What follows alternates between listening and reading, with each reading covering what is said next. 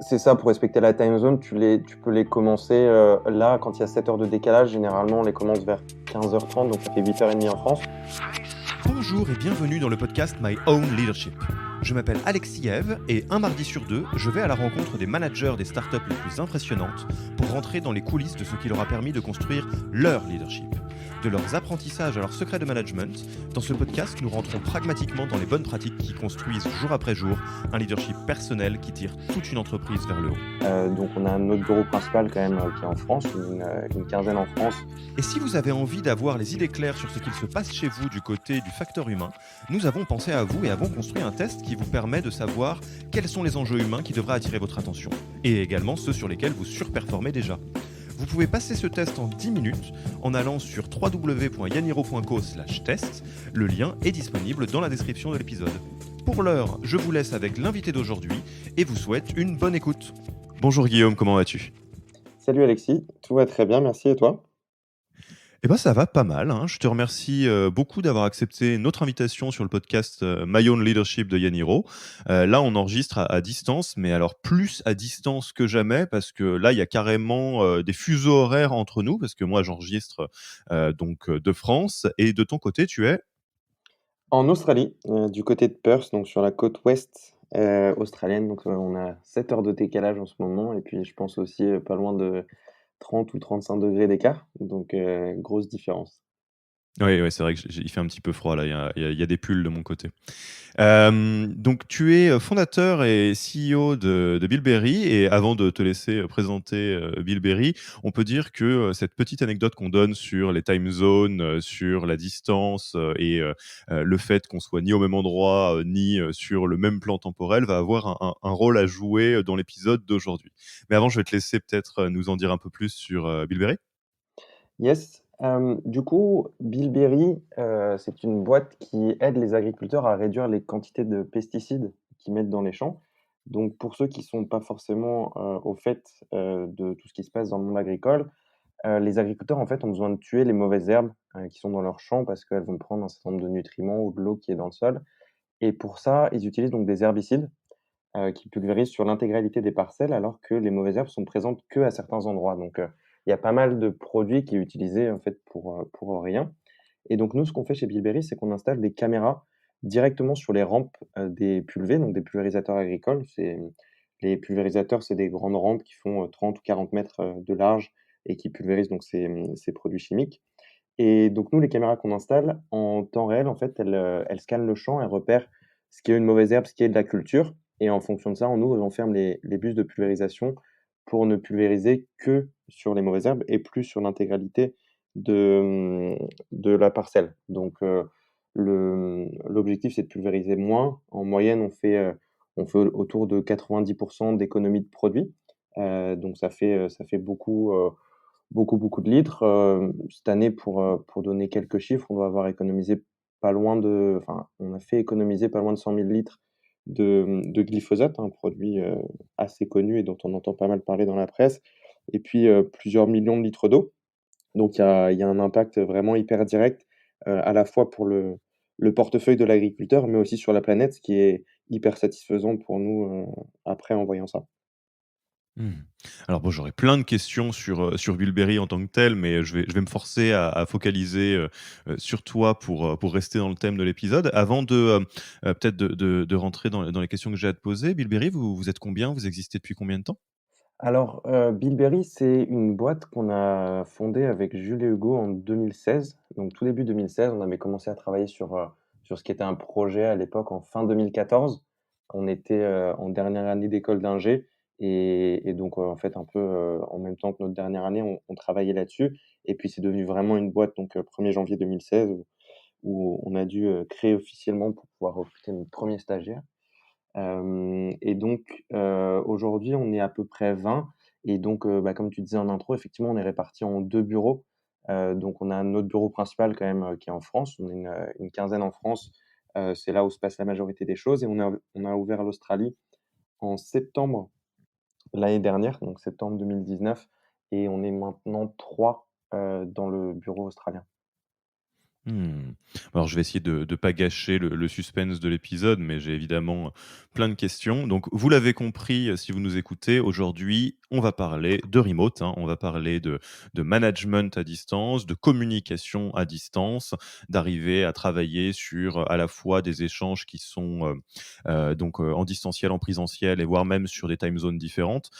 Juste pour, bien poser les bases, est-ce que, vous êtes, une entreprise qui a juste entre guillemets «la particularité» d'avoir, 2 bureaux ou, vous êtes une entreprise qui est full remote et asynchrone? Vous êtes pas comme ça, vous avez un bureau à Paris, on est d'accord? Ouais, tout à fait. On a un bureau et on est, pas trop, on va dire, dans cette mouvance du full remote.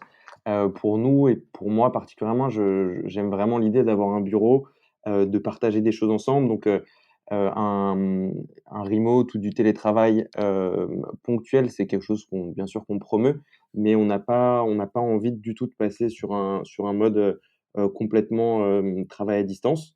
Si ce n'est bien sûr entre les bureaux dans les différentes, régions, hein. Aujourd'hui, Australie-France, on est obligé.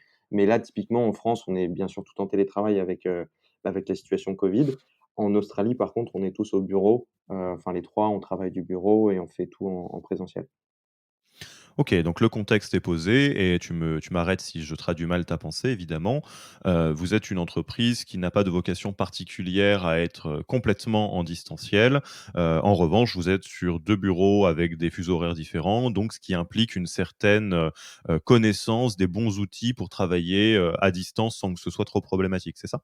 Yes, c'est vraiment quelque chose, enfin, c'est comme ça que ça se passe et d'ailleurs, c'était une des questions qu'on s'était posées quand on a décidé d'ouvrir le bureau australien, c'est où est-ce qu'on va se placer en Australie? Là, à Perth, il y a 7 heures de décalage. Il y a 6 pendant l'hiver ou enfin l'été, en fonction de quel côté on regarde, alors que sur la côte est, ça monte à 10 heures et en fait, on se rend compte que 7 heures, c'est encore quelque chose qui est gérable. C'est-à-dire que, tu vois, là, il est 4 heures chez moi, il doit être 9 heures chez toi. Ouais. Alors que si on était de l'autre côté, tout de suite, ça ferait, 19 heures. Donc, tu as juste 1 ou 2 heures vraiment, où tu peux être, en parallèle ou après ça devient vraiment trop tard ou trop tôt. Donc, c'est une des raisons, on a essayé d'avoir, pas trop de décalage horaire. Si 7 heures ça reste gérable, plus, on se disait que ça serait vraiment trop, trop compliqué. Mmh. Alors, on va revenir au tout début, avant même potentiellement cette partie, sur 2 bureaux en distanciel et cetera. Déjà, est-ce que, Bilberry, au démarrage, était localisé intégralement en France et ensuite, toi, tu t'es déplacé en Australie, avec ouverture de bureau? Enfin, comment ça s'est passé? Est-ce que tu peux nous raconter un petit peu, l'évolution, qui a amené à la situation dans laquelle vous êtes maintenant? Oui, alors, on effectivement, on avait nos bureaux en région parisienne, donc je pense qu'on a fait assez classique. On a fait au tout début, on travaillait, dans le jardin chez mes parents. Après, on a eu, un petit upgrade, on a pu partir, on a été en pré-incubation à Central Paris. Après, on s'est déménagé, chez Nokia. On a été pendant 2 ans, en fait, dans un programme, ils appelaient ça le garage, donc c'était un espèce de programme d'incubation, où on a eu 2 ans de bureau là-bas, ce qui était assez top, de pouvoir être chez eux. On avait pas mal de bénéfices, au-delà des bureaux gratuits, donc on a pu monter jusqu'à une petite dizaine là-bas, et puis après il a fallu avoir nos propres bureaux, donc là maintenant on a nos bureaux principaux qui sont à Gentilly, donc juste à côté de Paris. On a dû les ouvrir en 2017, je pense, 2017 ou 2018. Mmh. Et donc on a fait 1 an et demi là-bas avant d'ouvrir la première filiale à l'étranger, en Australie en septembre 2019. Donc voilà un peu le la Et et et chronologie. donc avant, d'ouvrir en septembre 2019 en Australie, au pic, vous étiez combien? Vous étiez donc tes fondateurs, tes associés et toi et combien de personnes? Je pense on devait être pas loin de 20 au total, en équivalent temps plein entre, 2-3 personnes à temps partiel et cetera. On devait être pas loin de 20 au bureau et puis en fait, les gens qui sont partis en Australie, ce sont des gens qui bossaient déjà dans les bureaux parisiens et qui ont déménagé en Australie. OK. Et alors, donc maintenant, la question que tout le monde se pose, en tout cas que je me pose, qu'est-ce qui vous pousse, qu'est-ce qui te pousse en septembre, 2019 à dire: «OK, il faut qu'on aille en Australie», sachant que, avant de jouer aux devinettes, on n'a pas échangé, Guillaume et moi là-dessus avant d'enregistrer l'épisode, hein, pour si vous vous posez la question. Est-ce que c'est, quelque chose qui est très lié à Bilberry ou est-ce que c'est quelque chose qui est lié à une trajectoire de vie personnelle qui t'a emmené en Australie? Enfin, en gros, comment ça s'est passé? C'est très, très lié à Bilberry. Après, moi, il s'avère que je suis hyper content d'être ici, hein, enfin, quand il y a eu cette opportunité, j'étais vraiment, enfin, je voulais vraiment la saisir, donc à titre perso, je suis aussi très content. Mais c'est vraiment Bilberry qui a poussé ça. En fait, la première machine, premier système qu'on a installé en Australie, c'était en 2017. Et donc à partir de 2017, on a commencé à faire des allers-retours avec l'Australie. Et on avait, entre 2017 et puis fin 2019, je pense que, on avait une personne quasiment, pas en continu, mais, enfin, on avait vraiment très, très souvent du monde là-bas. Donc on n'arrêtait pas de se dépasser. Donc on voyait bien que ça prenait de mieux en mieux, que le marché australien, on considère que c'est le marché sur lequel il y aura la pénétration la plus rapide de notre techno. Donc, il y avait une vraie logique à la fois pour développer un marché rapidement et puis pour éviter de se déplacer autant parce que, enfin, c'est quand même assez fatigant de voyager France-Australie. En plus, une fois que tu es en Australie, quand tu bosses en agricole, tu es toujours sur la route, faire 5-6 heures de route, c'est juste quelque chose de normal ici. Donc, ça faisait vraiment des Mmh. déplacements énormes. Donc le fait d'ouvrir un bureau en Australie, c'est devenu un peu une évidence pour nous. Donc ça s'est fait assez naturellement d'un point de vue business et puis après, bien sûr, s'est posé la question de, bah, qui est-ce qui y va? Parce que c'est évident d'y aller, mais maintenant il faut se dire: «OK, qu'est-ce qui est motivé?» Et donc, là, on a fait un peu un un appel à intérêt, si je puis dire, en interne, en disant: «Bah, voilà, qui est-ce que ça botterait de partir là-bas?» Il fallait, en gros, il fallait plusieurs profils, plutôt commercial, un profil plutôt technique et puis un profil un peu plus, test terrain. Donc, on a trouvé 2 en interne et puis on a pris un VIE, pour compléter. Mmh. OK. Et toi, pour rentrer un petit peu dans la vie, personnelle, tu mettras la barrière où tu veux évidemment, hein, l'idée c'est pas d'être invasif. Heu, Comment ça se passe, sur, ta vie perso? Je ne sais pas si à l'époque où, tu étais, en relation ou quoi que ce soit, mais comment est-ce que, tu négocies avec toi-même et avec les éventuelles personnes concernées, pour bouger en Australie? Est-ce que c'est juste: «Ah chouette, on va en Australie» ou comment ça se passe? C'est une bonne question. Comment est-ce que ça s'est fait? En fait, il y a eu cette opportunité qui s'est matérialisée au bureau, on a commencé un peu à réfléchir et puis je me suis dit: «Bon, je suis intéressé», donc j'avais une copine à ce moment-là et je me demandais un peu comment aborder le sujet. Elle commençait à bosser, donc effectivement, je me disais: «Comment est-ce qu'on peut aborder ça?» Et finalement, ça s'est fait, je pense en rentrant de soirée un soir où j'ai dit: «Mais écoute, je pense à un truc là, il y a peut-être une opportunité en Australie. Qu'est-ce que tu penses de déménager là-bas?» Et en fait, hyper naturellement, en une semaine, elle m'a dit: «Bah, ouais, go, c'est une super idée». Et donc en une semaine, c'était à peu près réglé. Après alors bien sûr, il a fallu régler tout plein d'autres choses, hein, d'un point de vue matériel et cetera. Mais, la décision, on va dire que finalement, elle s'est faite, assez facilement. Parce que ma copine était hyper partante, pour le projet, donc Mmh. ça a rendu les choses, très simples. OK. Bon, alors je vais faire un petit fast forward. Je vais nous épargner, toute la partie, paperasse, déménagement, et cetera. On arrive maintenant, à l'étape où tu es en Australie, où il y a un petit bureau, où vous êtes quelques-uns, là sur place et il y a encore le bureau, en France. Et ça nous amène au sujet donc de cet épisode, à savoir la difficulté que toi tu as rencontrée, que tu as qui a un peu fait, face, qui t'a fait face, pour manager ou en tous les cas communiquer à distance. Est-ce que tu peux nous parler un petit peu de, comment est-ce que tu t'es pris quelque part, en pleine tête, cette difficulté? Comment elle s'est manifestée? Oui, peut-être avant de répondre à cette question, en fait, en échangeant là-dessus, il y a un point qui me revient et je pense qu'il est intéressant à mentionner, Mmh. dans le cadre du déménagement. C'est que pour moi, en fait, ce déménagement, une des choses que j'ai trouvé vraiment hyper attrayante, au-delà du contexte australien, qui me tentait, c'était le fait de se dire: «On relance un projet, en fait, quelque part, finalement, en lançant cette filiale un peu au bout du monde, on part à 3. On va se prendre un petit bureau. C'est pas qu'on avait un grand bureau hyper confortable à Paris, mais ça commence vraiment à ressembler à une boîte sérieuse. Quand on a pris nos bureaux en Australie, au début, on est arrivé, on a pris un truc de coworking, on s'est débrouillé, on n'avait pas de matos, on n'avait rien et en fait, tout recommencer un peu, c'est pas de zéro parce qu'il y avait une structure, mais j'ai trouvé ça top et ça m'a donné vraiment, plein d'énergie. Donc c'était un moment où Mmh. j'étais hyper motivé. Donc effectivement est arrivé, pour revenir à ta question, est arrivé je sais pas si c'est cette barrière, mais enfin, ces problèmes de communication, en se disant: «Comment est-ce qu'on gère ça?» Donc on l'avait pas particulièrement préparé. En fait, on a continué sur notre fonctionnement, qui était le fonctionnement qu'on avait à l'époque. Donc on en en très bref, en gros, on a un meeting, avec, le management, tous les lundis et puis après on a des one on one, heu, directement avec les personnes managées. Donc on a gardé ça, de façon hebdo.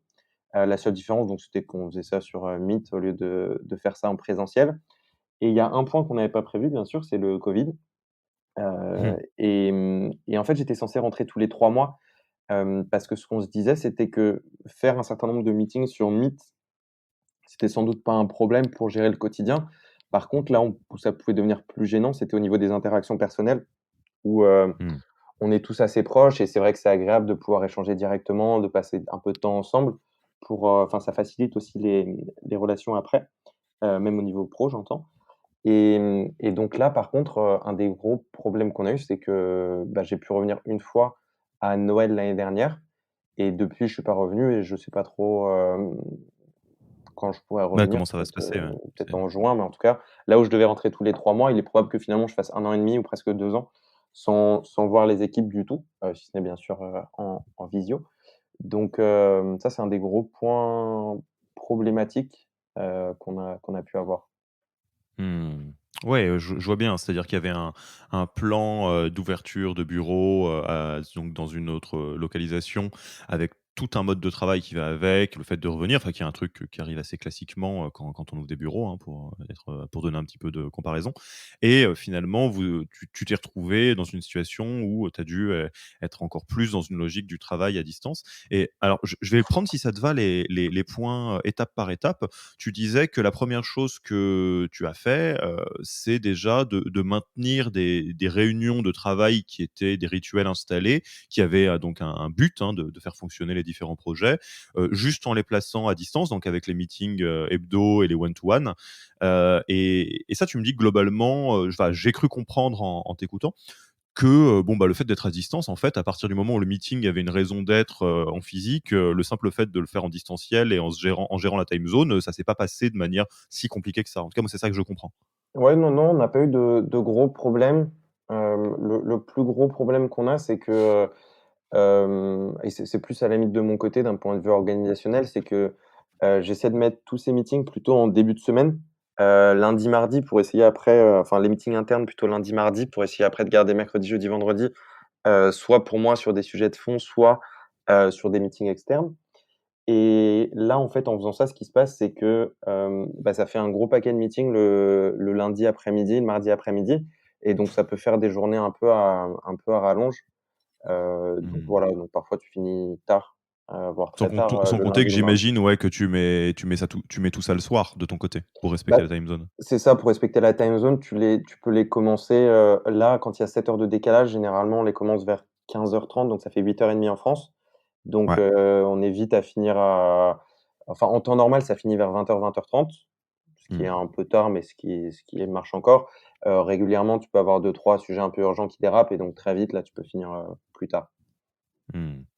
Mais donc en tout cas, à cette étape-là, ce que je comprends et tu me dis si tu veux compléter, c'est que déjà, sur la question du travail à distance et de la communication à distance, si, on a des organes de travail, de décision, des meetings, des choses comme ça, qui fonctionnent en présentiel, le simple fait de les basculer en distanciel, ça change pas tout à fait la donne et ça fonctionne tout aussi bien, quoi. Ouais, ouais, ouais, nous on n'a pas ressenti, en tout cas moi j'ai pas ressenti énormément de problèmes, j'ai pas eu de retour non plus là-dessus. Après, on a Slack, assez classiquement où on peut échanger assez facilement. Donc après on a quand même une ambiance de travail un peu particulière, c'est-à-dire qu'on il y a pas énormément d'échanges finalement quand il y a tout le monde qui est au bureau, donc on a un grand open space, mais finalement c'est hyper calme, et chacun arrive à bosser sur ses sujets et la plupart des échanges se font sur Slack ou par mail. Donc bah, le fait d'être à distance, ça change pas non plus, énormément le fonctionnement. Donc en fait, vous aviez déjà une grande culture de l'écrit, même quand vous étiez tous dans le même bureau, c'est ça? Oui, en tout cas pas du tout une culture de l'oral. C'est clairement, on à la base, on est un peu flippé des réunions et et puis même, ouais, de l'oral, enfin de perdre du temps comme ça, donc on essaye de pas mettre trop de réunions et ouais, de passer à pas mal de choses à l'écrit si possible. Après, bien sûr, quand il y a des sujets un peu compliqués, c'est toujours bien de pouvoir échanger à l'oral, mais on fait quand même passer pas mal de choses à l'écrit. Et juste pour mettre un peu l'emphase là-dessus, cette culture, de l'écrit et le fait d'être peut-être moins, intéressé par l'oral, c'est quelque chose qui culturellement est venu d'où de votre côté? Parce qu'en règle générale, quand on parle d'entreprises qui fonctionnent beaucoup en asynchrone ou en écrit, soit c'est pour des raisons d'efficacité, que c'est plus simple de gérer des traces écrites de tout et d'éviter d'avoir des meetings de partout, soit c'est pour une culture, entre guillemets, je le dis ça sans de manière très, neutre, d'introversion. C'est des gens qui sont, des personnes qui préfèrent en général travailler à l'écrit, qu'à l'oral et je me demande un petit peu pour Bilberry, où est-ce que vous étiez? Ou autre C'est chose, hein, évidemment, je t'ai donné les 2 exemples qui me viennent, hein. Ouais, c'est une bonne question. Déjà, c'est pas quelque chose qui a été, je pense, hyper réfléchi, où on n'a pas poussé comme ça. Je pense que ça s'est fait assez naturellement. Un des points, je pense, qui est peut-être important, c'est que personnellement, j'ai une aversion assez forte pour les interruptions. Je trouve que quand tu bosses, c'est un des pires trucs que d'être, interrompu toutes les 3 minutes. Donc en fait, le fait une fois que tu as dit ça, déjà, en fait, tu limites énormément l'oral.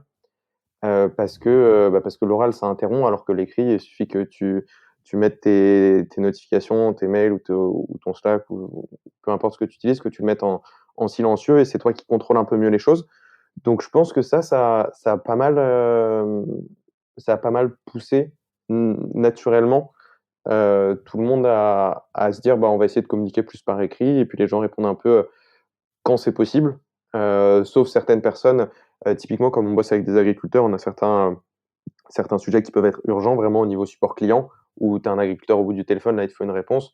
Donc là, on peut avoir des gens qui sortent un peu de ce mode écrit, mais sinon, je pense qu'on évite de déranger les gens. Je dirais que c'est peut-être ça le point numéro un. OK. Ouais, ça c'est intéressant, même si j'imagine bien que la culture a pas été, posée ou réfléchie, ça s'est fait un peu naturellement. C'est intéressant de refaire le fil à l'envers pour voir, que c'était ça. Et alors je vais saisir ce que tu disais tout à l'heure. Tu disais donc bon, bah, ça, les différents meetings, les weekly meetings, les one to one, bon, bah, c'était on le sait assez facile, on l'a transposé à distance. Et ce qui était plus compliqué, c'était, tout le reste de la communication, les moments informels et cetera. Tu peux nous en parler un peu? Ouais, bah, parce que ça disparaît un peu, ce côté où je sais pas, tu arrives un peu tôt le matin ou tu arrives un peu tard le soir ou peu importe, le midi, tu peux aller au resto ou prendre, manger ensemble juste pour parler de choses et d'autres. Ça, c'est quelque chose qui disparaît un peu. Donc je trouve qu'avec le temps, finalement, c'est quelque chose que tu essayes de mettre souvent en intro des meetings où tu prends un peu plus le temps de t'intéresser à l'autre. Mais c'est pas forcément évident dans le sens où je trouve que c'est souvent un peu plus formaté. C'est-à-dire que c'est pas un moment où par hasard tu es un peu avec l'autre et puis il y a quelque chose qui se fait. C'est plus, OK, au début du meeting, bah, tu prends le temps de poser des questions. Donc c'est un peu moins naturel et donc je trouve qu'il y a moins de connexion. Donc voilà, plus difficile à mettre en place. Après, tu as toujours un peu, WhatsApp ou enfin voilà, tu peux toujours envoyer deux trois conneries, un peu en dehors du travail pour continuer à développer des choses en dehors du cadre strictement pro. Mais c'est vrai que ça, on n'a pas enfin moi, j'ai pas l'impression d'avoir vraiment trouvé la solution, pour que ça se passe, vraiment bien de ce point de vue-là. Et donc, ouais, ce que je notais qui est, pas encore l'alpha et l'oméga, mais qui est, un début de réponse, c'est, le fait de réintroduire de l'informel, en début des meetings, et d'utiliser encore une fois l'écrit pour créer de l'informel, quoi. Tout à fait. Ouais, non, c'est clairement quelque chose et encore une fois, c'est pas quelque chose qui est hyper réfléchi. Je pense que c'est plus une réponse, naturelle où tu sens ce manque et tu essayes de trouver des solutions sans que ce soit quelque chose de très formalisé. Après, il y a quelque chose, il y a deux-trois autres choses qu'on a mis en place, c'est-à-dire particulièrement pendant en fait, on a mis ça en place juste pendant les confinements parce qu'avant en fait, on a 2 situations de télétravail différentes, on va dire, de notre côté. On en a une où c'est juste France-Australie quand les 2 bureaux sont en présentiel et puis il y en a une autre où c'est, quand il y a le confinement en France. Donc là, tout le monde est en télétravail aussi, en France et donc là, on devient une boîte vraiment, remote. Et donc dans ce cas de figure-là, on essaie de mettre en place des moments d'échange informels, avec toute l'équipe, juste sans but précis, mais on en fait un ou 2 par semaine. Juste le but, c'est de se réunir et puis d'échanger, faire des quiz ou passer un peu de temps ensemble, des jeux, peu importe, mais essayer de passer un peu de temps ensemble, de façon différente. Donc mais ça, c'est juste pendant les confinements, donc c'est pas lié à France-Australie. Et ça a bien fonctionné? Quel retour vous avez eu de justement faire ces petits quiz, ces petits moments informels, Ça m'intéresse aussi de savoir, dans la logique de confinement, plus, covid, qu'on a vécu en France, et en Australie aussi d'ailleurs. Qu'est-ce qui, avec le recul, a bien fonctionné pour toi et qu'est-ce qui était peut-être un peu plus, une bonne intention mais, une exécution qui fonctionne moyennement? Alors j'ai pas l'impression que chez nous, il y a eu de choses vraiment miracles. C'est-à-dire on a, donc là, sur tout ce qui est quiz et cetera, il y en a qui sont fans, ils en rateraient ou quand ils en ratent un, vraiment, ils sont hyper déçus et donc tu en as certains qui sont fans. Il y en a d'autres qui objectivement, en ont rien à faire. Donc c'est pas un truc dans lequel ils se retrouvent. Donc j'ai pas l'impression que ce soit une solution miracle. Après, j'ai un peu l'impression que plus tu grossis, de toute façon, moins tu auras de solutions qui fonctionnera pour tout le monde, peu importe que tu sois en remote ou en Absolument. présentiel et donc en fait, c'est sûrement plus un panel de solutions, je me dis, qui peut apporter des choses. Par exemple, on avait fait, on a essayé de mettre en place des cours de sport sur Zoom, c'était pendant le premier confinement, heu, donc c'était quelque chose de différent. Pour le coup, ça a pas du tout pris, hein. Je crois que le premier, il y avait quand même 8 ou 9 personnes et je crois qu'au dernier cours, il y en avait juste, 4 cours. Je crois qu'au dernier cours, on devait être 2. Donc donc ça, je Je pense crois que que ça peut personne n'a qualifier un réussi peu à faire marcher ça, ouais. Tu as eu d'autres retours, négatifs Ouais, sur ouais, le ouais, sujet? je te le partage et enfin, si vous nous écoutez, vous pouvez regarder le guide, le guide pas ultime du remote management, qu'on a écrit avec une centaine d'entrepreneurs pour savoir un peu c'est quoi les pratiques qu'ils ont lancées, celles qu'ils ont tenues, celles qui n'ont pas tenues et tout ce qui est un peu, pur informel, un peu exigeant à distance comme du sport. En fait, les gens après, une journée entière, de Zoom, ils ont la tête farcie et ils ont pas envie de faire du sport en plus, quoi. Ils ont envie d'être dans leur petite bulle, mais en tous les cas pas de rajouter une couche, à la Zoom fever, quoi. Ouais, non, mais c'est sûr et c'est le retour qu'on avait eu aussi. On se dit, en fait, déjà, tu es en distance, tu en as un peu marre de ton écran et en fait, certes, tu fais du sport, mais tu le fais via un écran et donc c'est pas enfin, on n'a pas eu de super retour, pas de super retour là-dessus. Ouais, bah, je te disais, ouais, les autres non plus. Mmh. Personne n'a vraiment réussi. OK et alors sur cette, moi la question que je me pose là, donc on est fin 2020, Bilberry donc continue, à grandir. Heu, Là, si tu jettes un œil sur, tout le temps qui a passé, le temps qui était vraiment, ouverture de bureaux à distance pré-covid et puis toute l'année de covid qu'on a vécu. Hem Finalement, quelle leçon tu retiens, du travail, à distance, quelles que soient les versions, que ce soit une version, confinement, que j'espère qui va s'arrêter, dans le futur, ou juste quelqu'un qui, ouvre, un bureau, à l'étranger. Qu'est-ce que tu as envie de partager, notamment peut-être à quelqu'un qui, un entrepreneur, une entrepreneur qui se dit: «Bon, bah, tiens, j'aimerais bien ouvrir un bureau, à l'étranger, mais je me demande est-ce que ça le fait d'avoir le CEO dans un autre pays?» Enfin, c'est beaucoup de questions, hein, que nous on rencontre de temps en temps et j'aimerais bien, sans être dans une logique de donner des conseils, mais en partageant ta propre expérience, maintenant que tu as du recul, ce que tu as envie de partager sur ce qui marche pas, les sujets sur lesquels il faut pas trop se faire de soucis, des sujets sur lesquels tu te faisais pas de soucis, mais qu'en fait, ça vaut le coup de s'en faire. Bref, un petit retour d'expérience en regardant dans le rétroviseur.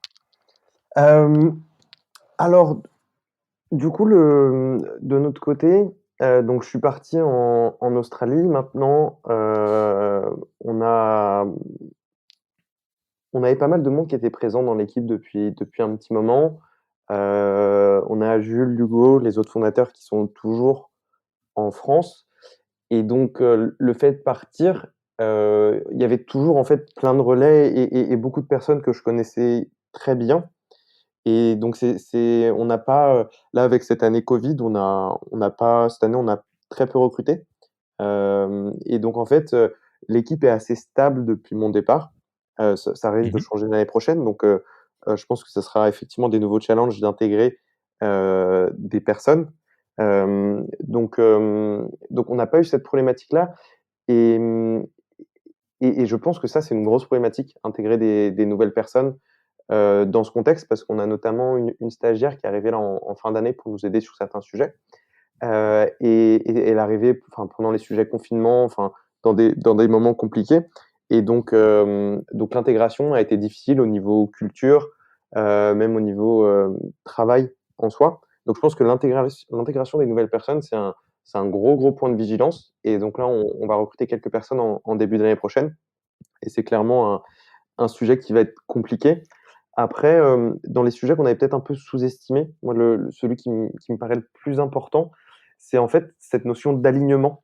Et je pense pas que ce soit que lié à du distanciel ou à du présentiel, mais il y a une vraie nécessité, quand on grossit, d'arriver à donner un cap hyper clair et des étapes, qu'on doit atteindre en fait pour se diriger dans la direction, vers laquelle on veut aller. Et ça, on a eu beaucoup de mal à être clair sur là où on allait, et comment on y allait. Et donc on a beaucoup travaillé sur clarifier cette direction, arriver à mieux donner un cap et arriver à mieux le communiquer. Et ça, je pense que c'est un point qui est hyper important. Donc il y a notamment beaucoup plus de communication écrite. J'ai mis en place, je pense juste après être parti, un mail, hebdomadaire, pour justement partager, un certain nombre d'infos avec les équipes, donc notamment un peu les réussites de la semaine. Mais aussi plus récemment, j'ai intégré, justement les points de focus, ou les points d'intérêt vraiment au niveau de la boîte, peut-être 2 ou 3 points par semaine, qui sont importants. Donc vraiment cette notion d'alignement, moi je dirais qu'on l'avait sûrement un peu négligée. En tout cas, on n'avait pas pris conscience qu'elle était si importante et je dirais que c'est ça le point sur lequel je travaillerais plus s'il fallait refaire Mmh. les choses, depuis le début. Ouais, bah, c'est vrai que d'avoir, des éléments de cap, de vision, mission, valeur, enfin tous les termes classiques qu'on connaît beaucoup en startup, ça aide à avoir un blueprint, une colonne vertébrale, qui guide tout le monde, même quand les équipes sont un peu éclatées sur différents, lieux et différentes time zones. Et par exemple, le fait d'avoir intégré, implémenté cette logique du mail hebdomadaire, à toutes les équipes pour, partager en temps réel un peu, sur ce qui se passe, sur la stratégie, tu as vu un avant-après? Est-ce que c'est, ça a entre guillemets, facilité les choses pour, la cohésion de toutes les équipes? C'est un sujet pas évident parce qu'en fait, c'est un mail sur lequel, il y a finalement très peu de retours. Donc je me demandais un peu si ça fonctionnait et puis, en fait, là où tu as du retour, c'est quand tu l'envoies pas. J'ai eu pendant 2 ou 3 semaines un peu un tunnel, où c'était un peu compliqué d'envoyer des infos et finalement, là, j'ai eu pas mal de retours en disant: «Mais attends, on a besoin de contexte, c'est hyper intéressant d'avoir plus d'infos» et cetera. Donc j'ai pas eu, enfin, pour moi, ça a pas été un moment un peu type épiphanie où tout le monde se dit: «Oh putain, c'est génial, on a ce qui nous manque». Mais par contre, maintenant, c'est vraiment quelque chose qui est, je pense, qui est important et que tout le monde est vraiment content d'avoir pour arriver à bien comprendre qu'est-ce qui se passe, enfin voilà, ce qui se passe au niveau de la boîte de manière générale. Et je suis en train de voir là, je pense qu'on va faire un peu évoluer le fonctionnement. C'est-à-dire que, aujourd'hui, pour te dire vraiment de façon concrète comment est-ce que c'est fait, donc le mail, il est structuré. Au début, bon, il y a une petite intro, comment ça va, enfin blabla. Ensuite, tu as 2-3 points, les 2-3 points de focus, au niveau de la boîte qui peuvent se répéter d'une semaine à l'autre, hein, parce qu'on n'a pas que des projets à la semaine, bien sûr. Ensuite, tu as un point sur, un indicateur. Donc on voit un indicateur, en fait, différent, chaque mois, en fait, pour donner du contexte sur les différents indicateurs importants qu'on suit. Et puis après, il y a un peu quelques nouvelles en vrac, les bonnes nouvelles de la semaine. Et ce que j'aimerais bien ajouter là, ce qui est un peu ressorti des retours que j'ai eus, c'est que, chaque semaine, il y a une personne en plus de moi qui donne en fait un espèce de, comment dire? Un espèce de snapshot, sur des projets en cours qu'ils font eux, Mmh. pour en fait donner vachement plus de contexte très précis, sur un aspect. Ça peut être, un projet de R&D, ça peut être, je sais pas, un nouveau client qu'on travaille, qu'on veut signer, enfin peu importe. Mais en tout cas, je pense qu'on va intégrer ça en fait, avoir une espèce de newsletter hebdo en 2 parties, un point un peu général et puis une deuxième vraiment focalisée sur une personne et faire tourner en fait, j'ai l'impression que tout le monde est hyper friand, d'avoir ces infos qui permettent, de donner un peu du contexte, de comprendre ce que font les autres et ce qui à la fin permet aussi de faire en sorte de mieux s'entraider parce que si tu sais que telle personne bosse exactement sur tel sujet, tu peux lui rendre peut-être la vie un peu plus facile en faisant, telle ou telle action. Mmh. C'est très intéressant et j'ai pas de benchmark en tête qui me viennent, mais je regarderai par curiosité. Hem, de se dire à quel point ça ouvre des portes et des options de réfléchir en termes de, production de contenu destiné à l'interne. Enfin, là, tu parlais de newsletter, interne, parce que c'est clairement ça, hein, ce que vous Oui, faites. Et du coup, il y a un certain nombre de choses qui sont des bonnes pratiques, de stratégie de contenu, qui fonctionnent, sur l'interne avec d'autres objectifs. Parce que là, je réfléchissais, un petit peu pendant que tu me présentais ça, sur, à quel point effectivement tout ce qui est dans les logiques de newsletter et de faire une newsletter qui a vocation à être lue et à intéresser, l'audience, c'est tout à fait applicable à une audience interne. C'est juste que tu es pas là pour, être dans une logique, «commerciale» entre guillemets. Mais c'est aussi, le cas pour d'autres outils et d'autres stratégies de production de contenu. Je pensais, à ce qui est de l'ordre des FAQ, des Q&A, des choses comme ça qui sont souvent faits par les producteurs de contenu pour se connecter à leur audience. C'est quelque chose qui pourrait être envisagé à de l'interne, pour, trouver des manières un peu, cohérentes de faire ça. Après, le risque qu'il y a systématiquement, enfin je fais la suite de ma propre phrase tout seul, c'est de se mettre dans une logique de gourouification, de la personne qui écrit la newsletter. Ce qui est un peu dommage parce qu'on n'est pas là pour créer un profil de CEO au-dessus des nuées, surtout s'il est un petit peu loin dans un autre pays, quoi. Mais en tout cas, c'est intéressant comme champ de réflexion, je trouve. ouais, non, c'est très intéressant et d'ailleurs ça me fait penser un peu, alors on l'a jamais vu comme une stratégie de contenu interne finalement, même s'il y a un objectif qui est enfin, c'est intéressant de le voir justement comme une stratégie de contenu interne. L'objectif clairement, hein, c'est derrière ça, c'est de fédérer les équipes, hein, et d'intéresser tout le monde, encore plus à ce qui se fait chez BillBerry. Hem, Moi, ce que j'adorerais, c'est surtout pas aller dans cette logique de gourouification comme tu dis, mais, vraiment d'avoir un maximum d'auteurs différents et de partager. Je Ouais. pense que c'est quelque chose d'hyper intéressant et une chose qu'on veut faire aussi par rapport à ça, c'est créer une sorte d'historique, je pense qui est très bien pour notamment les nouveaux arrivants. Parce que Ah quand tu ouais, c'est arrives, vrai. tu te demandes un peu, en fait, où est-ce que je mets les pieds?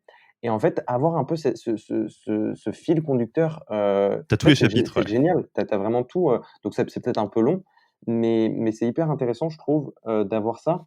D'ailleurs, je réfléchis un peu en parlant là, mais depuis 1 ou 2 mois, là, je partage aussi cette newsletter maintenant à nos investisseurs. Mmh. Comme ça, ils voient aussi un peu, ça les intéresse aussi d'ailleurs, donc ils voient un peu, ce qui se passe et l'autre point, au niveau un peu stratégie de contenu interne, on a des meetings avec toute l'équipe, de façon mensuelle, où en fait, chaque, équipe, présente un peu, enfin présente un sujet, d'intérêt, un sujet sur lequel généralement, ils ont pu bosser le mois précédent et donc il y a des petites, présentations qui sont faites et pareil, ces présentations, en fait, elles sont mises dans un dossier Drive partagé et c'est quelque chose qu'on historise, pour pouvoir présenter à des nouveaux arrivants. Donc, pour l'instant, on l'a pas vraiment mis dans notre, politique d'onboarding puisqu'on n'a pas eu vraiment on n'a pas eu de nouveaux arrivants, on va dire long terme cette année. Donc je sais pas si ça marche bien, mais dans l'idée, je trouve ça assez séduisant d'avoir tout cet historique pour les nouveaux. Parce que ça, juste pour partager ça, c'est quelque chose que j'ai beaucoup partagé dans ce podcast, mais je pense que l'analogie est suffisamment forte pour être répétée, beaucoup. Kylian de Toucan Toco, que je salue, qui est déjà passé dans ce podcast, dit un truc très intéressant sur ces sujets un peu internes RH, et on parlait du recrutement, mais je sais qu'ils ont cette logique-là à peu près, en général sur Toucan, Toco. c'est, il considère que globalement, le recrutement, c'est exactement pareil que la vente. La logique est la Ouais. même, c'est une logique de funnel, de recherche, d'outbound ou d'inbound et qu'il y a aucune raison de considérer le recrutement comme, autre chose que de la vente et au-delà du côté un peu, fort de cette proposition, moi ce que j'aime beaucoup, c'est ce que je te disais là, c'est que un, ça ouvre, une logique de qualité et d'effort mis, sur des sujets internes, ça les place au même niveau que des sujets externes de croissance, qui sont en général les sujets qui ont le plus, d'attention, ce qui est un peu normal.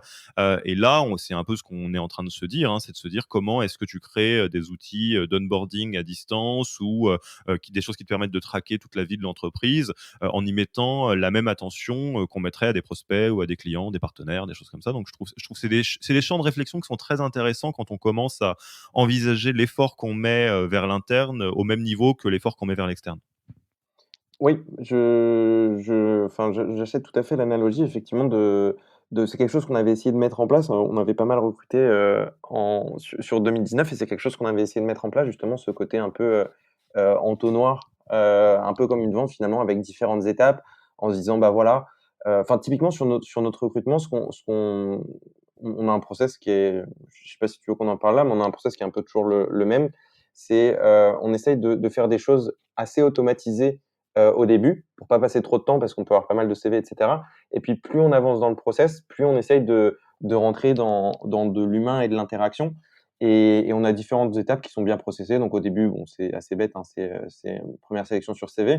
Après généralement, on a un petit exercice métier qu'on envoie. Donc on demande en gros, c'est quelque chose qui demande entre 2 et 4 heures à faire, à une personne. Donc c'est déjà un premier engagement quand même assez fort de la part de de la potentielle recrue et puis après, une fois qu'on a fait ça, on commence à s'engager vachement plus, dans l'échange, avec la personne. Donc Mmh. enfin, j'achète complètement le côté, entonnoir et puis étape, de pour le recrutement. Et nous, on a eu un petit aperçu de votre processus de recrutement en bonus dans cet épisode, donc c'est tant mieux. Oui. Écoute Guillaume, je te propose qu'on passe tranquillement à la fin de l'interview. Je pense qu'on a fait un bon tour, hein, sur, la réalité de faire tourner une boîte avec, du distanciel, et que ce soit, dans le covid ou hors covid. Tu connais un petit peu les questions, de fin d'interview et tu vas y avoir droit, comme tout le monde. Quel serait le livre, podcast ou blog que tu recommanderais à des personnes, qui nous écoutent, qui ont envie de développer, leur leadership en startup ou bien de travailler sur le remote? Enfin, globalement, qu'est-ce que tu recommanderais? Hem, tu as cité, Kylian de Toucan Toco. Je trouve qu'ils ont du contenu hyper qualitatif en termes, de blog. Donc, moi, c'est quelque chose que je lis pas mal, que j'aime beaucoup. Après dans les lectures que j'aime bien, il y a le Y Combinator qui a sorti une espèce de bibliothèque où ils recensent tout leur contenu, qui est assez top. Donc, à l'écrit, on va dire qu'il y a ces 2 là que j'aime bien et que je consulte régulièrement. Après au niveau des podcasts, peut-être pour changer un peu, je pense des, je sais pas si c'est des recommandations, mais enfin des idées habituelles. Il y a un podcast que j'aime beaucoup qui s'appelle, Échange, qui est le podcast du tennis, qui est fait par, Antoine Beneteau et en fait, ce qui me plaît beaucoup dans ce podcast, c'est qu'il y a une grosse part qui est donnée à l'humain et en fait, c'est des interviews hyper personnelles où en fait, il se demande un peu: «Mais pourquoi est-ce que tu fais ça?» Et je trouve que la question du pourquoi, elle est absolument clé pour tout le monde et en fait, s'intéresser à cette question du pourquoi pour ces champions, je trouve que c'est intéressant après de se la poser un peu pour soi en se disant: «Mais en fait aussi pourquoi est-ce que tu fais ce que tu fais aujourd'hui?» Donc je trouve il y a pas mal d'inspiration à trouver là-dedans. Ah, tu me l'as bien vendu en tout cas. Moi, le pourquoi, des sportifs de haut niveau, ça m'intéresse bien. Je vais aller écouter, avoir quelques réponses. Très chouette. Si quelqu'un a envie de rentrer en contact avec toi suite à cet épisode pour, échanger, discuter, c'est quoi la meilleure manière de te joindre? Le plus simple, je pense, c'est par mail. Donc mon mail, c'est guillaume@bilberry, bilberry.io. OK, on mettra donc, l'adresse dans la description du podcast et enfin, tu connais, le mode très, collaboratif, très, partage entre pairs de ce podcast. Qui est-ce que tu aimerais, voir passer, derrière le micro, du podcast Yaniro? Qu'est-ce que tu as envie, qu'on interroge? Donc une personne que j'aurais en tête pour ça, ce serait, Edgar Chaput, fondateur de Père Farmer. Edgar, on s'est rencontrés parce qu'on est Père Farmer, c'est une boîte qui travaille aussi dans l'agricole. On s'est rencontrés, parce qu'on bossait tous les 2 là-dedans et en fait, à chaque fois que je l'ai vu, on a eu des super discussions et je suis toujours ressorti, en fait, avec plein d'énergie et plein d'idées en me disant, voilà ce que je peux appliquer moi de mon côté et donc je pense que ça serait hyper intéressant de l'écouter et de l'avoir dans le podcast. OK et ben, on le contactera, pour la prochaine saison du podcast et on verra, si, il est disponible. Et est-ce que tu as une question que tu as envie que je lui pose de ta part?